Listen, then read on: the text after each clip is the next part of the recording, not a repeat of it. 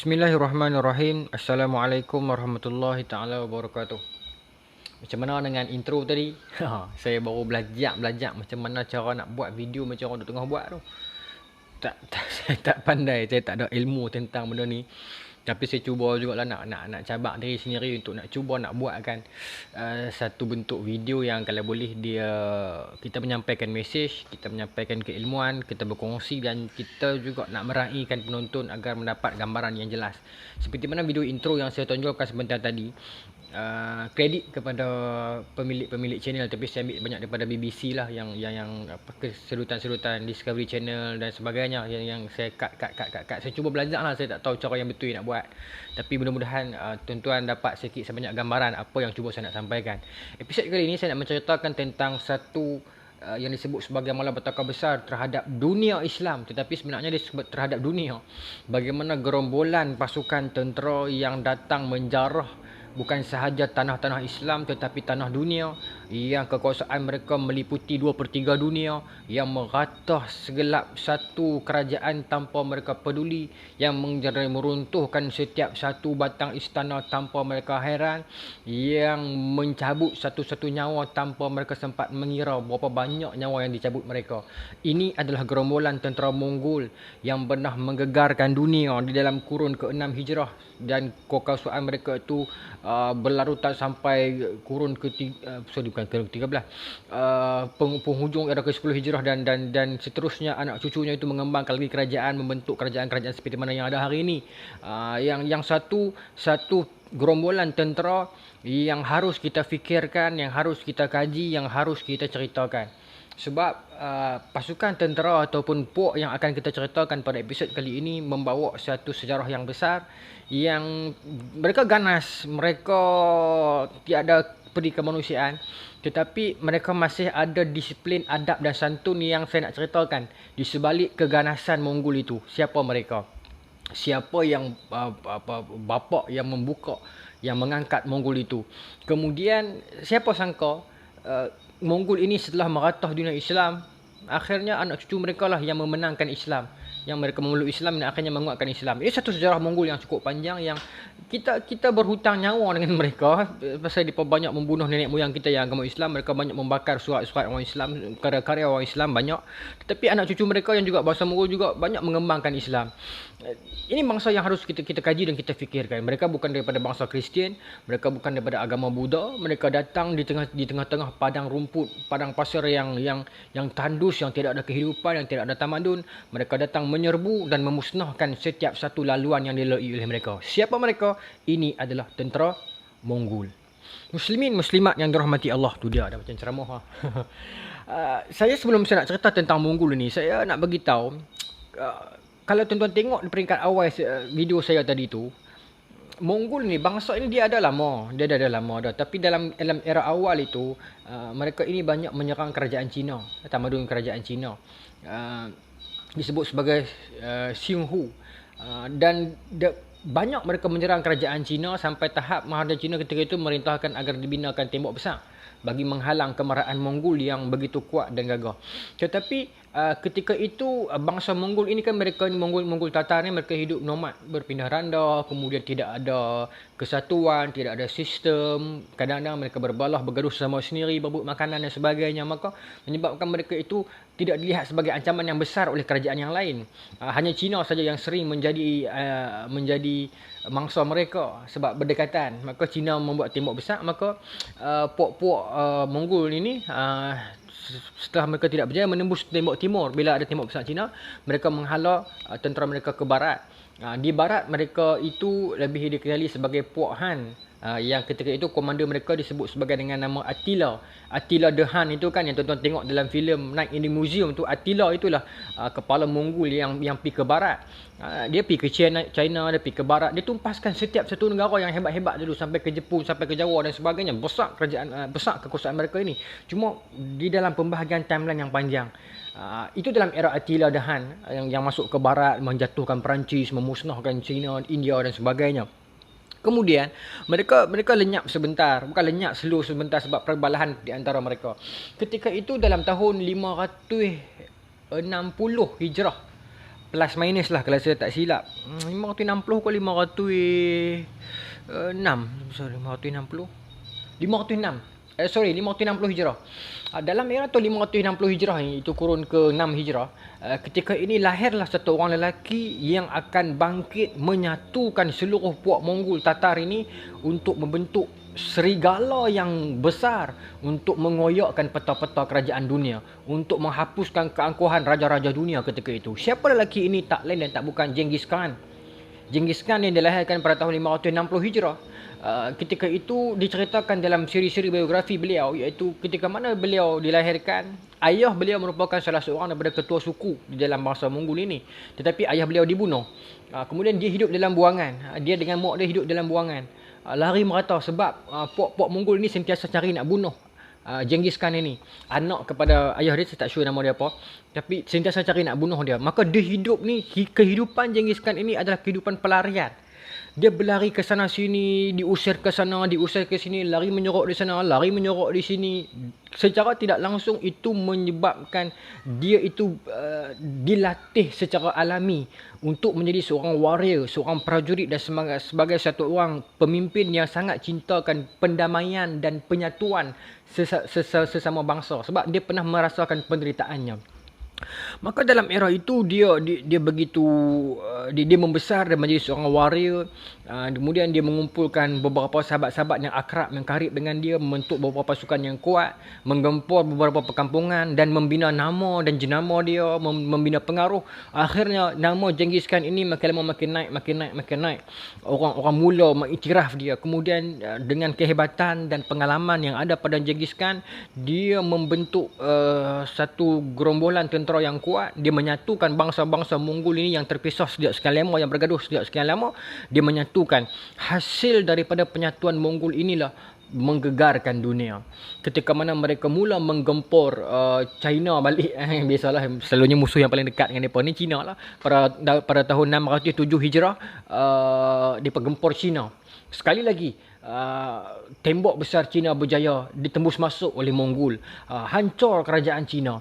Kemudian mereka marah. Sampai ke ketika itu, kalau tuan-tuan pernah follow saya punya ceramah saya dekat channel-channel yang lain, bila saya cerita tentang siri-siri kerajaan Islam ini, dalam era tahun 600 Hijrah ni, plus minus ini, zaman dinasti Saljuk memerintah daulah Islam.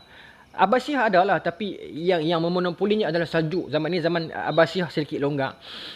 Maka masa ini Saljuk yang berkuasa, yang nampak kontrol negara Islam tu dinasti Saljuk. Maka nampak ketika itu agak kuat dinasti Saljuk ini, dengan beberapa tokoh yang mereka ada, pimpinan mereka ada, ulama yang mereka lahirkan. Mongol masuk di celah-celah itu ketika ini, mengoyakkan peta dinasti Saljuk. Tetapi zaman itu ada satu kerajaan di bawah dinasti Saljuk disebut sebagai kerajaan Al-Khawarizm Shah.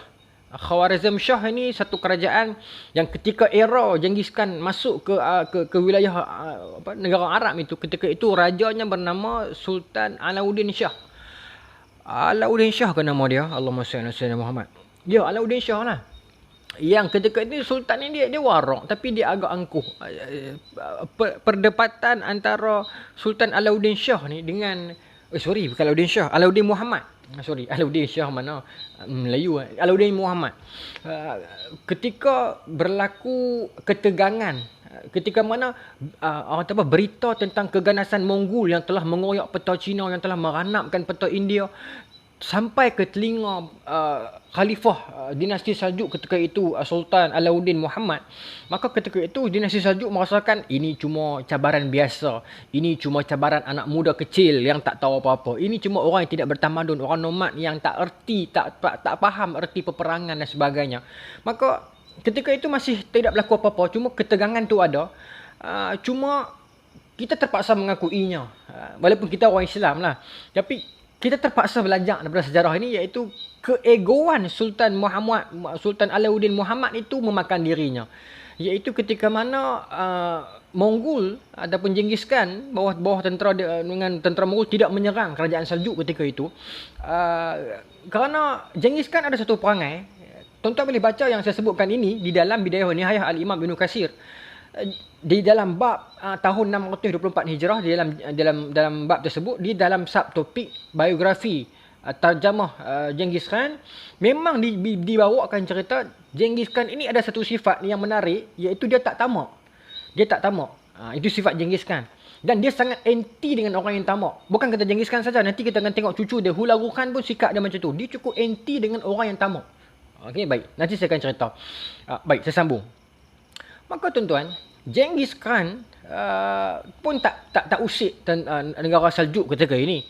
Kerajaan Khawarazm Shah ni. Ejaannya Khawarazm, Khawarazm Shah. Tetapi Sultan Alauddin Muhammad yang memulakan. Bagaimana kisah ini bermula? Ketika mana ada 200 orang peniaga yang lalu melintasi bawah kerajaan Khawarazm ini, dan peniaga itu telah membayar ataupun membayar ufti ataupun bayar duit perlindungan kepada Mongol untuk they will be mereka akan selamat along their journey. Sepanjang perjalanan mereka itu, mereka akan digarantikan keselamatan mereka. Mongol bagi jaminan. Tetapi bila mana mereka melintasi kerajaan Khawarazm itu, Sultan Alauddin melihat, ini pok-pok peniaga yang telah bayar duit kepada Mongol. Masa ni aku nak test. Aku nak usik Mongol. Maka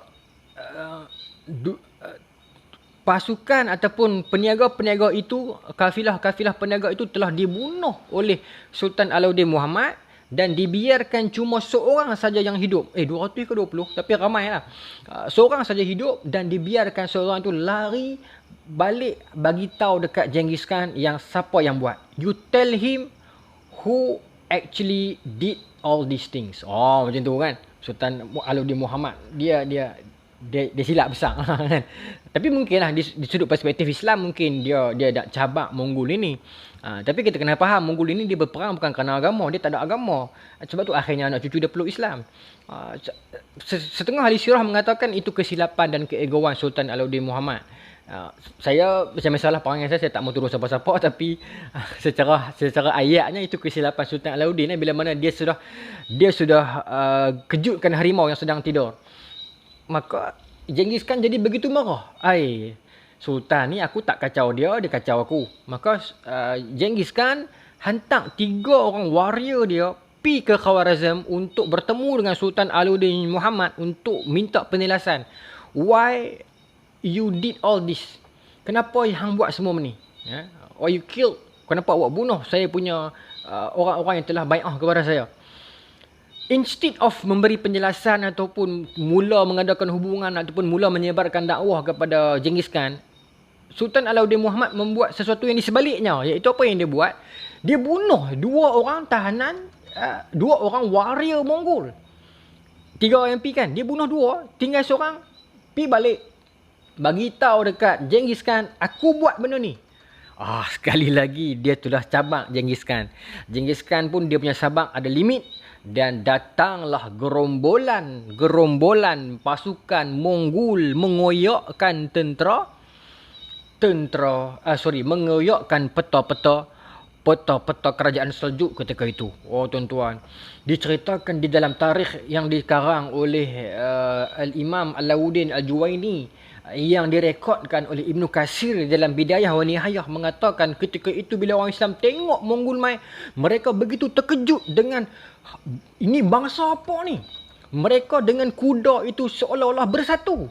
Ibarat ketika mana mereka memecut laju dengan menunggang kuda mereka datang ke arah tentera Islam, seolah-olah 1/2 daripada makhluk itu adalah kuda, 1/2 lagi adalah manusia. Begitu keakraban dan orang kata apa, ada chemistry antara tentera Mongol dengan kudanya itu. Terkejut tentera Islam. Sedangkan ketika itu Sultan Alauddin Muhammad menyediakan tentera yang begitu ramai bertempur dengan tentera Mongol yang tak ramai mana. Tetapi hancur ketika itu. Yang musnah adalah negara kota-kota seperti Bukhara. Yang musnah adalah kota-kota seperti Balkhan yang ada hari ini. Karya-karya ulama Islam di dalam dinasti Seljuk itu dibakar sampai hitam sungai Oxus. Saya tahu kisah yang sama berlaku di Baghdad nanti. Tapi itulah perangai Mongol. Dia tak peduli karya ke, sumbangan ke, keilmuan ke, keagamaan ke. You sudah petik saya punya bos, you sudah bunuh saya punya orang, I mesti turun tangan. Dia sudah turun padang, dia bikin dia punya kerja, tuan-tuan. Diceritakan dalam rekod catatan Al-Imam Alauddin Al-Juwaini, ratusan ribu yang mati. Terbakar Bukhara, terbakar Balkhan, hitam sungai Oxus ketika itu. Kemusnahan keilmuan yang total. Yang masa tu for the first time umat Islam menghadapi tentera yang entah daripada mana, yang kita sangka tidak ada tamadun, tidak ada undang-undang, tidak ada perlembagaan. Rupanya begitu hebat. Tuan-tuan, apa yang membuatkan tentera Mongol ini begitu hebat? Kerana mereka dilatih oleh kesukaran mereka. Diceritakan dalam kitab-kitab sejarah, dalam versi Islam ataupun versi orang putih ataupun versi Melayu, bila menceritakan tentang tentera Mongol ini, bagaimana kemahiran mereka itu memang tak dapat disangka. Tuan-tuan bayangkan, ketika mana tentera Mongol ini berperang, yang dalam video yang saya tunjukkan pada intro tadi itu menunjukkan bagaimana keberanian mereka menyerbu musuh walaupun mereka tak ramai. Satu. Yang keduanya, chemistry antara mereka dengan kuda itu begitu kuat. Kerana ketika mana mereka itu lahir, bila umur mereka menjelang 3 tahun, mereka telah dibiasakan dengan kuda. Bersahabat dengan kuda yang muda itu agar mereka membesar bersama-sama. Yang mana kuda itulah yang akan mereka tunggang nanti ketika mana mereka dewasa dan menjadi perwira. Itu kedua. Yang ketiganya, kemahiran panah tentera Mongol yang sampai hari ini digeruni dan dibicarakan dan dikaji oleh para pengkaji akademik. Mereka bagaimana tuan-tuan? Mereka tak ada stabilizer zaman tu. Tetapi di saat kuda tengah berlari kencang, kuda dia bukan ada suspension macam kereta BMW ke Mercedes AMG ke apa ke. Kuda bergerak ni, mereka boleh duduk atas kuda dan mereka panah musuh tengah berlari sharp. Tepat. Kalau mereka nak panah mata, dapat mata. Mereka nak panah mulut, dapat mulut. Mereka nak panah telinga, dapat telinga. Itu tentera Mongol. Di saat kuda tengah berlari kencang dan mereka tengah duduk atas kuda itu. Itu mereka mampu buat. Dan yang ketiga disebutkan di dalam buku Tamim Ansari tentang Destiny Erupted, tentang sejarah Islam dunia. Tentera Mongol ini ada kelebihan di mana mereka tahan lapar sebab mereka hidup lapar biasa. Kalau mereka sangat lapar, tidak ada semua makanan, mereka makan saja manusia. Mereka tak ada masalah. Dan bila mereka sambil tengah perang, bila musuh panah mereka, dekat badan kuda tu mereka sediakan macam plat kulit, dan mereka akan menyorok di belakang. Saya nak tunjuk macam mana saya semangat ni. Katalah ni kuda, mana kuda? Siapa ke sabun ni? Tak apalah. Katalah ni badan kuda tu kan. Mereka duduk atas ni. Mereka boleh, sambil kuda tu lari, mereka boleh duduk tepi ni, nyorok tepi ni, jungai kepala ke bawah tengkuk leher kuda. Kalau musuh panah kena badan kuda yang mereka bubuh dengan kulit ni, okey, tu tak mati. Kuda ni jadi perisai. At the same time mereka panah daripada sini sambil berlari. Tentu boleh bayang keberanian yang mereka ada. Itu yang menyebabkan tentera Mongol ini begitu kuat. Kemudian, apa lagi kehebatan mereka? Ini saya baca dalam catatan-catatan orang putih. Bahkan dalam pengkaji moden menceritakan kemahiran menjejak musuh yang ada pada Mongol. Itu adalah antara salah satu ilmu peperangan yang telah hilang hari ini. Iaitu ilmu apa? Bayangkan musuh berada kat mana bila dia ambil perang. Bila mereka nak kesan musuh, mereka dengan cara, saya nak tunjuk demo. Semangat ni. Katalah ni tanah. Mereka akan letak telinga dekat tanah. Dengan meletakkan telinga mereka dekat tanah, mereka dengan mendengar hentakan kuda musuh yang entah jauh kat mana tu, mereka boleh agak, okey, ada 1000 ekor kuda. Okey, atas kuda itu ada 1000 orang tentera. Tentera itu pakaian yang macam ni, besi berat ini. Di atas muatan kuda itu, pedang ada setiap seorang 2 pedang. Setiap berapa orang ada nak panah. Dan mereka sedang bergerak kelajuan berapa banyak dan jauh mana dah mereka pergi, jauh mana mereka nak main dah. Mereka boleh tahu, walaupun tak begitu tepat tetapi hampir tepat sampai mereka boleh menjangkaukan, boleh expect musuh nak main banyak mana dan mereka boleh plan.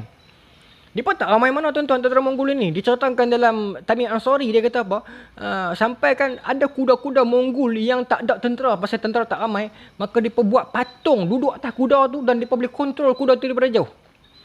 Wow, subhanallah. Kehebatan ilmu peperangan yang ada pada Mongol. Ini yang tidak ada pada kita. Dan setelah mereka merata hancur Bukhara dan Balkhan, mereka pula masuk ke Naisabur. Naisabur inilah yang kami selalu bincang dalam kelas lecture kami cerita. Apa yang lebih merugikan bila mana kita telah kehilangan Naisabur? Kitab tarikh Naisabur siapa tak kenal. Ulama-ulama Islam bila sebut tentang mereka mesti pernah pergi Naisabur. Tetapi hari ni siapa tahu tentang Naisabur? Bila kita sebut tentang Baghdad, kita masih tahu Baghdad hari ni. Bila kita hatta kalau kita sebut tentang Andalusia pun at least kita boleh pergi lagi hari ni. Tetapi Naisabur itu di mana sekarang? Ialah di wilayah Iran, tapi di mana? Musnah. Sedangkan Naisabur itu satu kota ilmu yang begitu besar, yang mungkin lebih tinggi daripada Baghdad, tetapi tak dibicarakan hari ni. Orang tak tahu Naisabur. Melainkan orang yang betul-betul mendalami ilmu sirah agama, dia mungkin tahu. Tapi orang biasa dia mungkin cuma tahu Baghdad, dia cuma mungkin tahu Cordova, Andalusia, apa lagi, Basrah. Naisabur orang tak tahu. Tetapi begitu hebat keilmuan Naisabur, hancur. Kitab-kitab itu dibakar, musnah, mati. Diceritakan dalam catatan 1.7 juta orang di Naisabur mati.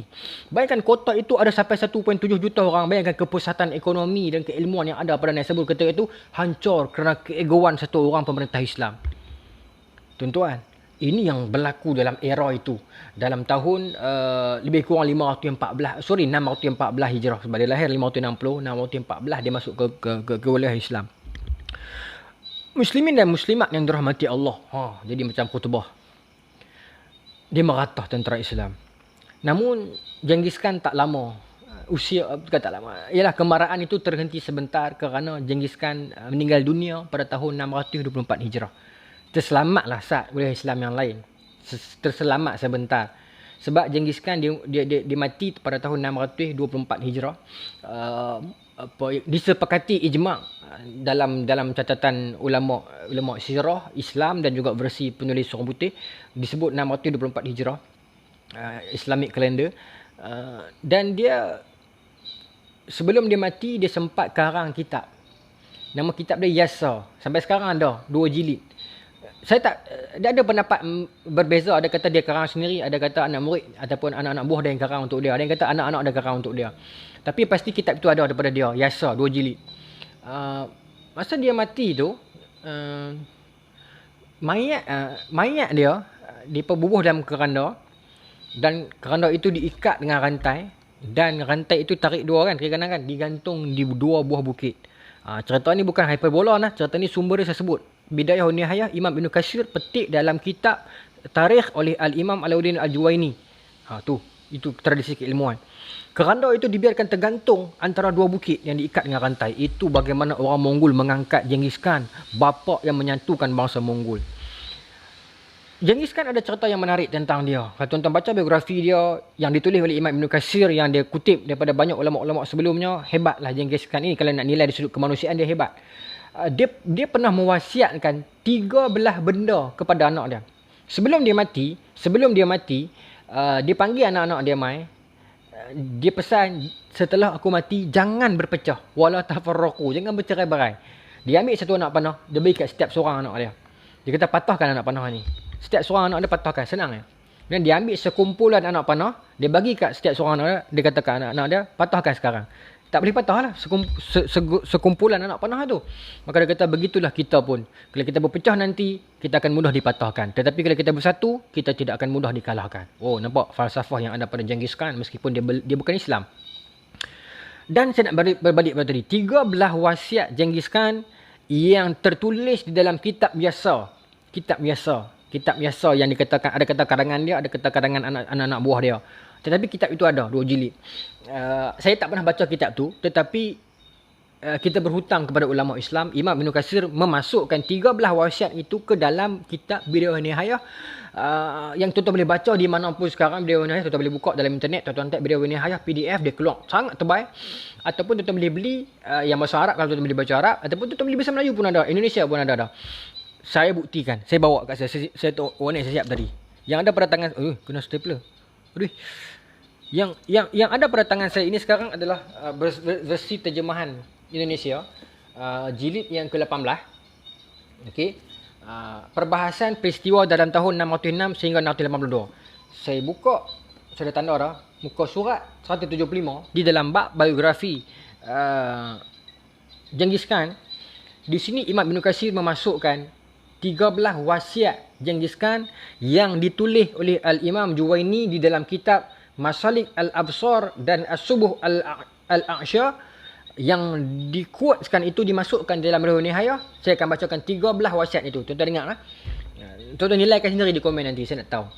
Okay. 13. Antaranya katanya adalah yang dibuat oleh Genghis Khan. Di antaranya adalah yang pertama, barang siapa yang melakukan hubungan di luar nikah maka harus dibunuh. Sama ada dia sudah kahwin ataupun belum selepas itu. Bunuh. Yang kedua, barang siapa yang melakukan hubungan sejenis homoseksual maka wajib dibunuh, harus dibunuh. Nombor 3, barang siapa yang menipu ataupun berdusta dengan sengaja maka harus dibunuh. Nombor 4, barang siapa yang bermain sihir harus dibunuh. Yang kelima, barang siapa yang mengintai-ngintai, tajassus, memata-mata, tulis kat sini bahasa Indonesia kan, maka harus dibunuh. Yang keenam, barang siapa yang masuk campur di dalam pergaduhan ataupun konflik di antara dua pihak, kemudian berpihak kepada salah satunya, harus dibunuh. Ini orang yang talam dua muka ni kan. Kemudian yang nombor 7, barang siapa yang kencing ataupun buang air kecil di dalam air yang tidak bergerak, harus dibunuh. Mai pelik dah lah kan, yang tadi kemah dah. Tapi ialah orang kepercayaan orang Mongol kan. Okey. Kemudian nombor 8, barang siapa yang mandi di dalam air yang tidak bergerak, harus dibunuh. Nak mandi kena mandi dekat air yang mengalir, air kolam yang tak bergerak. Siapa mandi dalam tu, bunuh. Apa signifikan dia? Mungkin sudut kesihatan kot. Tuan-tuan kajilah.